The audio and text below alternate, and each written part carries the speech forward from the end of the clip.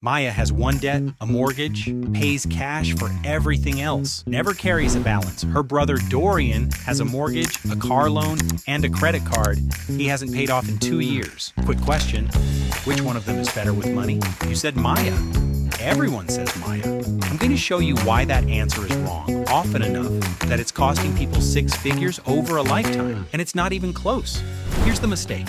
We were all taught to sort debt into 2 piles: good debt, mortgage, student loans, it buys something that grows, and bad debt, credit cards, car loans, it buys something that doesn't. Sort your debts into the right pile, you're fine. That's the rule almost everyone uses. It's also not the rule that actually determines whether debt is making you richer or poorer. There's a different number that does that, and almost nobody checks it. Same upbringing, same starting income, $52,000 a year each, age 26. Maya is the responsible one in the family. No credit card debt ever. She pays cash for her used car. Her only debt is her mortgage at 6.8%. Everyone in the family holds her up as the example. Dorian is the one their parents worry about. He's got the mortgage too at 6.2%. He's also got a car loan at 9%. And here's the part that makes people wince: a credit card balance he hasn't paid off in 2 years. By the good debt, bad debt sorting, Dorian's a mess, and Maya's got it figured out. Now here's what nobody in the family ever asked. What's Dorian's credit card rate? 24%. That's the only number that matters. Not that he has a balance. The rate on the balance measured against what else that money could be doing. Here's the whole rule in one sentence.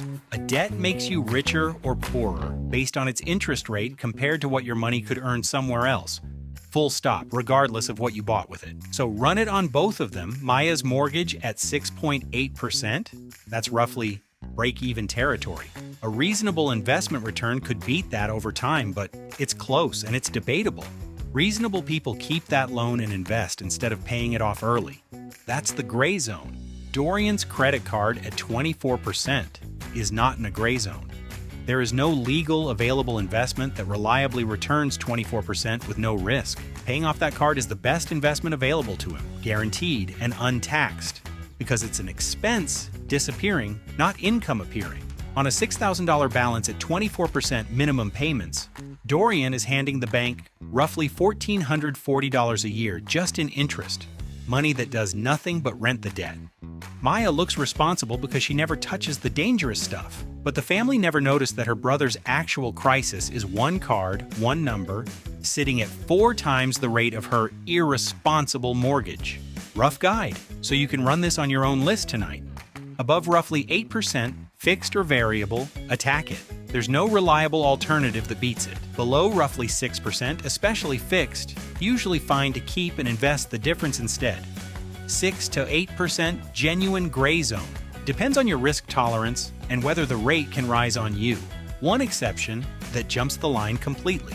If your employer matches retirement contributions, grab that match first. A 50% match beats even a 24% card. Maya isn't wrong to avoid high-rate debt. She's just been given credit for being smart about money she never actually evaluated. And Dorian isn't reckless for having a mortgage and a car loan. He's one $6,000 decision away from fixing the only debt that's actually hurting him. Pull up everything you owe tonight. Write the rate next to each one. Rank them highest to lowest. Attack from the top down until you cross below that line, then stop attacking and start investing. The label on the debt was never the point. The rate was always the only thing that mattered. If this changed how you look at a balance, hit subscribe. Next video, we're running the same line on whether you should pay off your mortgage early or invest instead.